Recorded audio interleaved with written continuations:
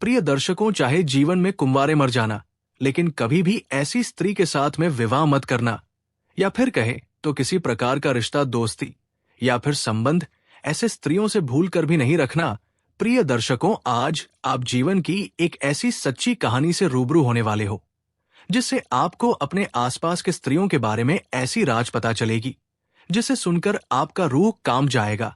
हाँ प्रिय दर्शकों, इस कहानी में आप लोगों को सुनने के लिए मिलेगा कि वो लड़की क्या हुआ करती है जिनसे इंसान अगर भूल से भी शादी कर ले तो वो बर्बाद हो जाता है, चाहे कितना भी धन कमाए लेकिन हमेशा गरीब ही बना रहता है। आइए इस कहानी के माध्यम से समझते हैं।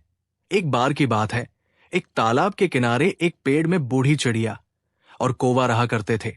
कौवा बूढ़ी चिड़िया के पास बैठा हुआ था तो कौवा ने बूढ़ी चिड़िया से पूछा, मैं जंगल से उड़ते हुए आ रहा था तो मैंने देखा कि पृथ्वी लोक कितना स्वार्थी बन गया है, कौन अपना है और कौन पर आया आज के समय में ये समझना बहुत कठिन है। बूढ़ी चिड़िया बोली है, कौवा सही कह रहे हैं आप। अब कौवा बोला, ऐसे में जो एक जीवन साथी होती है, जो किसी इंसान के साथ उसके पूरे जिंदगी साथ रहती है, उसके बारे में पता होना बहुत जरूरी है। फिर बूढ़ी चिड़िया कौवा से कहती है, सही कह रहे हो, नहीं तो किसी भी इंसान का जिंदगी एक पल में बर्बाद हो जाता है, वो अमीर से गरीब बन जाता है।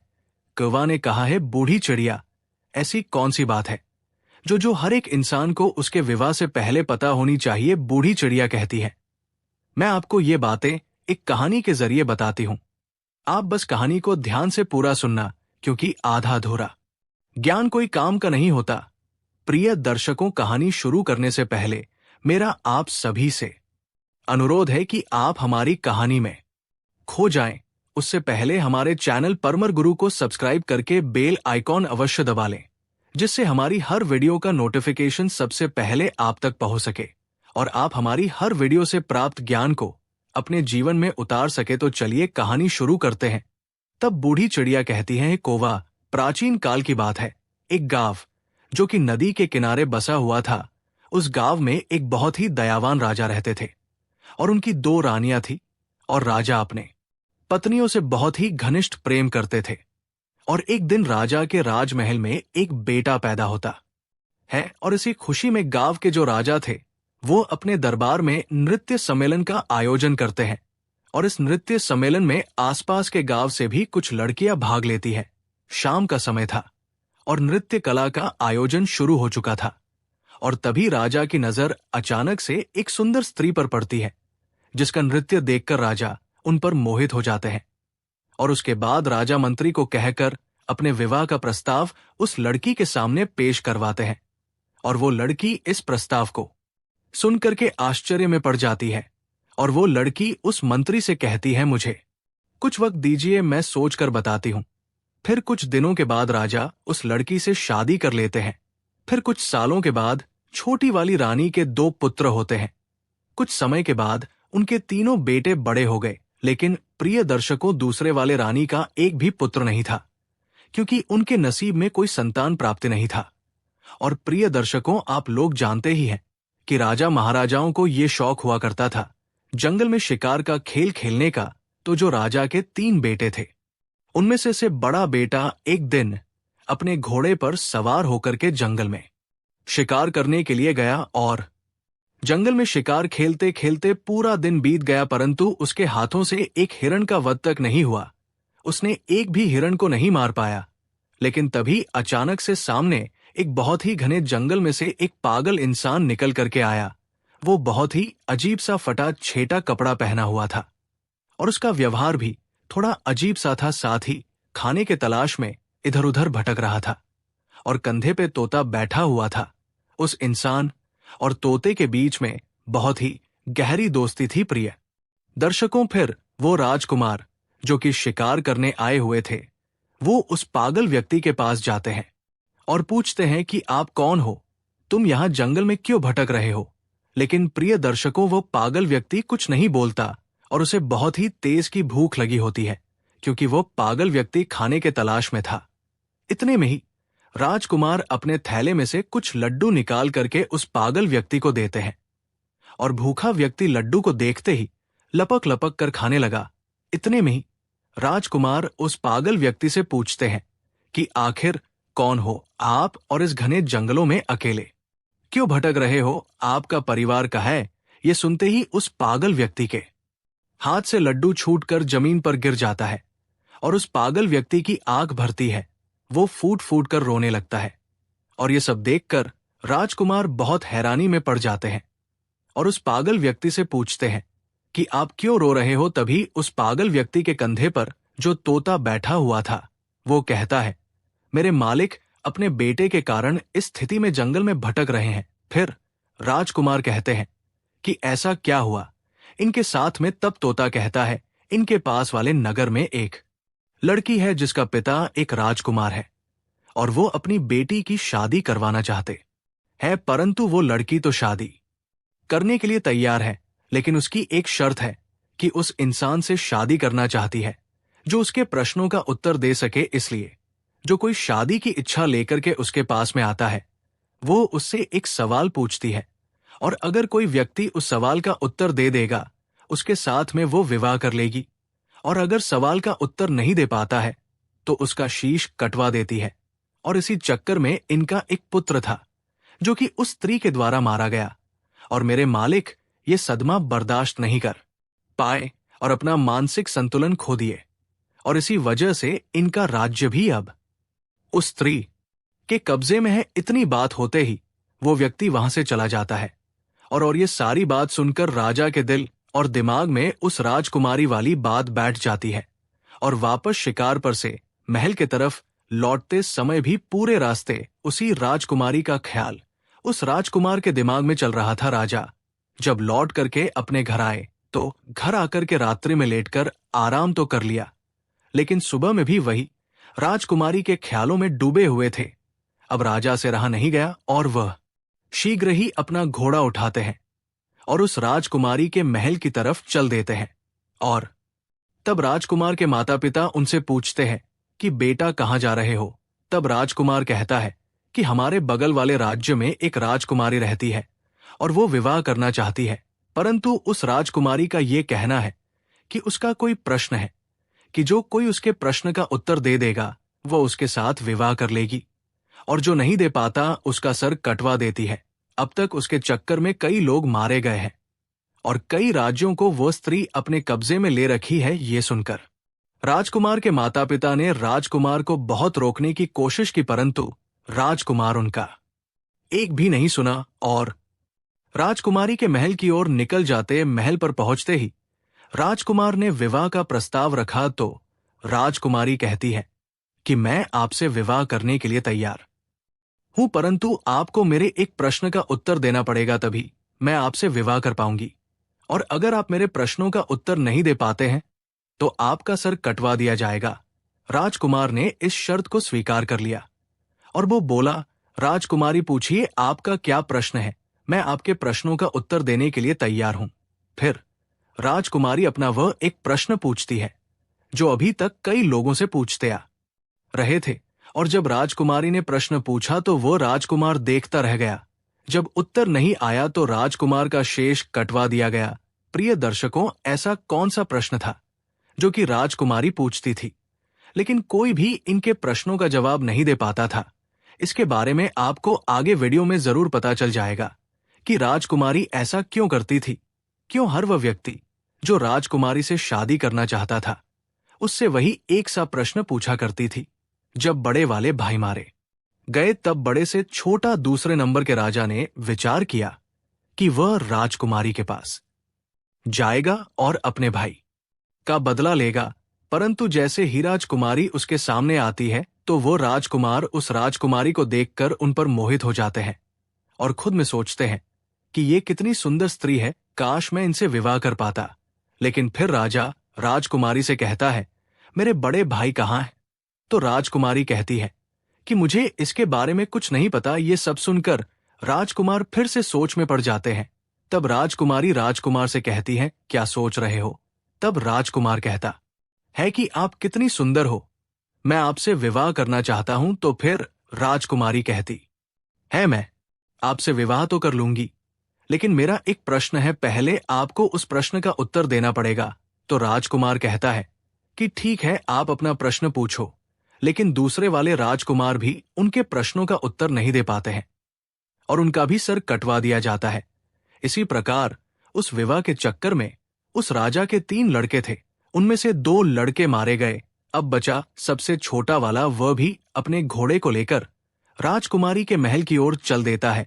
उनके माता पिता ने उन्हें रोकने की बहुत कोशिश की, लेकिन छोटे वाले भाई चलते हुए कहता है, हम जा रहे हैं उस हत्यारी राजकुमारी से अपने भाइयों का बदला लेने, या तो मैं उस हत्यारिन से बदला लेकर के आऊंगा, अन्यथा आप ये समझ लेना कि आपका कोई बेटा था ही नहीं। उनके माता पिता ने उन्हें बहुत रोकने की कोशिश की, लेकिन वो बदला लेने के चक्कर में चल देता है। रास्ते में जाते जाते उस लड़के ने विचार किया कि जैसे मेरे भाई गए थे, अगर वैसे मैं गया तो मैं भी मारा जाऊंगा, लेकिन जाऊंगा तो जरूर। पर कुछ सोचने समझने के बाद उसने क्या किया कि राजकुमारी की महल से थोड़े हटकर एक बगिया थी, उसने अपने घोड़े को वहीं पर छोड़ दिया और उस बगिया के अंदर चला गया। और राजकुमारी वहां पर उस शांत वातावरण में विश्राम करने के लिए आया करती थी। अब उस बगिया में एक सरोवर था और उस सरोवर के किनारे वो राजकुमार एक आम इंसान के वेशभूषा में खड़ा था। जी हाँ प्रिय दर्शकों, सभी लोग बड़े ध्यान से सुनना, ये बहुत ही अलौकिक कहानी है। प्रिय दर्शकों, राजकुमार सरोवर के किनारे खड़ा था और तब राजकुमारी अपने कुछ सहेलियों के साथ बगिया में आई और कुछ समय बाद राजकुमारी ने अपनी एक सहेली से कहा कि हमें पानी लाकर दो, हमें बहुत तेज प्यास लगी है। अब उस राजकुमारी की बात को सुनकर उसकी एक सहेली ने हाथ में बर्तन लेकर के उसी सरोवर पर जल लेने के लिए गई, जिस सरोवर पर वो राजकुमार आम इंसान के रूप में पहले से ही खड़ा था। उसने देखा तो उसके रूप को देखकर उन पर मोहित हो गई। वो राजकुमारी की सहेली फिर जल लेकर के आई और राजकुमारी को पिलाया, फिर तुरंत लौट करके सरोवर के पास चली गई और उसने जाकर के उस राजकुमार यानी कि उस आम आदमी से कहती है कि आप कौन हो, यहां क्या कर रहे हो? मैं आपको देखते ही आपके रूप पर मोहित हो गई हूं और मैं शीघ्र ही आपसे विवाह करना चाहती हूं। फिर राजकुमार कहता है कि वो तो ठीक है, लेकिन आप कौन हो? फिर वो लड़की कहती है कि मैं राजकुमारी की सहेली गंगा हूं। ये सुनकर के राजकुमार उस गंगा के साथ उसके घर चले जाते हैं और गंगा अपने आंगन में चारपाई बिछा करके उस राजकुमार को बैठा दिया और उसके बाद में भोजन करवाया और फिर कहती है कि आप क्या सोच रहे हो? आप विश्वास करिए, मैं आपको कभी धोखा नहीं दूंगी, क्योंकि मैं तुम्हारे रूप के ऊपर दीवानी हो चुकी हूं। मैं तुमसे प्यार कर बैठी हूं। जब इतनी बात उस राजकुमार ने सुनी तो वो राजकुमार रोने लगता है। राजकुमार के आंखों से आंसू के धारा बहने लगी और कहने लगा, मैं इसलिए सरोवर में घूम रहा था क्योंकि ये जो तुम्हारी राजकुमारी है इतनी हत्यारी है, जिसने अब तक कई लोगों के सर कटवा दिए हैं और उन्हीं में हमारे 2 भाई मारे गए, तो मैं अपने भाइयों का बदला लेना चाहता हूं। इसलिए मैं ये जानना चाहता हूं कि ये राजकुमारी कौन सा सवाल पूछती है।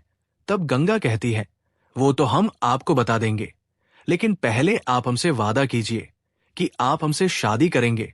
तो प्रिय दर्शकों, गंगा ने एक तरफ तो राजकुमार से शादी करने का वादा करवा ली, वहीं दूसरी ओर उसे ये डर भी लगा था कि अगर हम इनको वहां जाने देंगे तो पता नहीं ये वहां से लौट करके आएंगे भी या नहीं। तो फिर राजकुमार गंगा से कहता है कि मैं जरूर तुमसे विवाह करूंगा, लेकिन राजकुमारी से अपने भाइयों का बदला लेने के बाद जब राजकुमार ने गंगा से इतना कहा तो गंगा को राजकुमार के ऊपर विश्वास हो गया। तो फिर गंगा ने राजकुमार को राजकुमारी के बारे में बताना शुरू किया और गंगा ने कहा कि वो हर एक इंसान से केवल एक ही प्रश्न पूछती है कि गुल सरोवर की क्या कहानी है।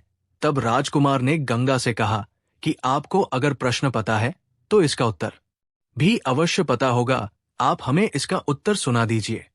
लेकिन गंगा तुरंत हाथ जोड़ करके बोली है, महाराज, अगर मुझे उत्तर के बारे में मालूम होता तो चाहे कुछ भी हो मैं आपको इसके बारे में जरूर बताती। लेकिन गंगा कहती है, राजकुमारी के राज्य में एक साधु रहता है, सिर्फ उन्हीं को ये गुल सरोवर वाली कहानी पता है और उसने ही राजकुमारी को ये सलाह दी है कि अगर तुमसे कोई शादी करना चाहे तो तुम उससे गुल सरोवर की कहानी के बारे में पूछो। हालांकि यहां तक राजकुमारी को भी इस कहानी के बारे में कुछ भी पता नहीं होता, फिर भी राजकुमारी ये प्रश्न पूछा करती है क्योंकि वो उस साधु से प्रेम करती है। तब राजकुमार ने गंगा से कहा, चलो ठीक है, कोई बात नहीं, तुमने हमारा काम थोड़ा आसान कर दिया। अब हम जाते हैं पहले गल और सरोवर की कहानी के बारे में पता करते हैं कि इसकी कहानी क्या है। इसीलिए आप यहीं पर इंतजार करिए और हम वापस लौट करके जरूर आएंगे। तब गंगा बोलती है, महाराज, गुलसरोवर की कहानी कहाँ मिलेंगे? मैं आपको ये बता सकती हूँ, लेकिन वहां से जिंदा लौटना नामुमकिन है। वहां से जिंदा नहीं लौट पाओगे। राजा बोले, क्यों नहीं लौट पाएंगे? तब गंगा बोली, रास्ते में बहुत खतरा है, इसलिए आप वहां मत जाइए। इस जिद को छोड़िए, आप अपने भाइयों का बदला नहीं ले पाओगे। आप हमारे साथ विवाह कीजिए और बदला लेने के बारे में भूल जाइए। उस राजकुमार ने कहा, चाहे रास्ते में कितनी भी कठिनाई क्यों ना हो, चाहे संकट कितने भी हो, लेकिन मैं जाऊंगा जरूर और अपने भाइयों का बदला जरूर लूंगा। तो गंगा ने सोचा कि अब हम चाहे इनको कितना भी रोकने की कोशिश करें, लेकिन ये नहीं रुकेंगे।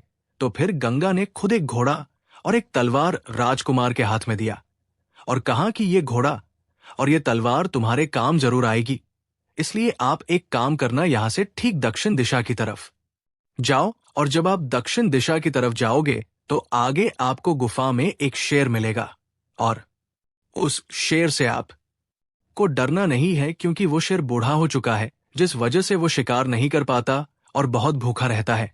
जब आप उसके पास जाओगे तो इस तलवार के मदद से रास्ते में उस शेर के लिए कुछ खाने को जरूर ले जाना, और जब वो शेर गुफा से बाहर आए तब उसके सामने ये खाने की चीज रख देना। वो उसे खा करके तुम्हारी मदद जरूर करेगा। बस इतना ध्यान रखना कि आप जब जंगल में थोड़ा आगे बढ़ोगे तो आप समुद्र के किनारे पहुंच जाओगे, तो वहां से आगे आपको सम के उस पार जाना होगा। और इतना कहकर गंगा राजकुमार को विदा कर देती है और राजकुमार दक्षिण दिशा में जंगल की तरफ निकल जाते हैं। जाते समय गंगा बोलती है, महाराज भूल मत जाना, लौट करके जरूर आना, चाहे कुछ भी हो जाए। मैं आपका जीवन भर इंतजार करूंगी, मुझे आप भूलोगे तो नहीं? तो उस राजकुमार ने विश्वास दिलाते हुए बोला कि आप चिंता मत करो, मैं लौट करके जरूर आऊंगा और तुमसे विवाह करूंगा, इसीलिए आप तनिक भी चिंता मत करो।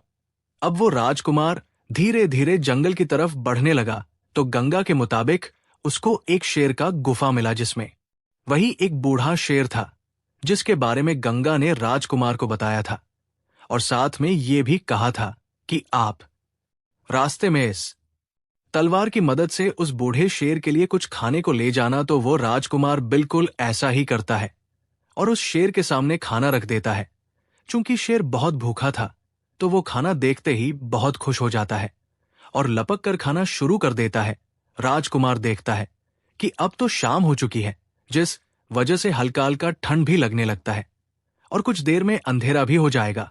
तो वो क्या करता है कि आसपास से कुछ लड़कियां इकट्ठा करके ले आता है और गुफा के सामने थोड़ा सा आग जला लेता है। तब उसी आग के पास में आकर वो शेर राजकुमार के बगल में बैठ जाता है और राजा उस शेर को सहलाने लगता है। और कुछ समय बाद राजकुमार को आंख लग जाती है, राजकुमार वहीं पर सो जाता है। फिर अगले सुबह होते ही राज को उस शेर के साथ जंगल में आगे दक्षिण दिशा की तरफ बढ़ने लगता है। चलते चलते जंगल में राजकुमार को आगे कई मुसीबतें आती है। कई तरह के जानवर राजकुमार के सामने आते हैं, लेकिन उस बूढ़े शेर की दहाड़ से सभी जानवर डर के भाग जाते हैं। और इसी तरह राजकुमार उस बूढ़े शेर के साथ चलते चलते समुद्र के किनारे पहुंच जाते हैं और पहुंचते ही देखते हैं कि थोड़ी दूर पर एक व्यापारी कई हाथियों पर सामान लादकर कुछ सैनिकों के साथ समुद्र के तट पर खड़े हैं। अब वो राजकुमार उसके पास जाता है तो व्यापारी उससे पूछता है कि कौन हो, आप यहां क्या कर रहे हो? फिर राजकुमार अपने साथ बीती हुई घटना को उस व्यापारी को बताता है और कहता है, मुझे किसी भी तरह समुद्र के उस तरफ जाना है। इतने में ही व्यापारी देखता है कि उस पार से उसकी नाव आ रही है, जिस पर वो व्यापारी सामान को रखवा कर समुद्र के उस पार पहुंचवाया करता है। नाव के समुद्र के किनारे पहुंचने के बाद वो व्यापारी सामान को नाव पर रखवा है और इतने में वह राजकुमार उस व्यापारी से कहता है आप कृपा करके मुझे भी इस नाव की मदद से समुद्र के उस पार पहुंच दे, फिर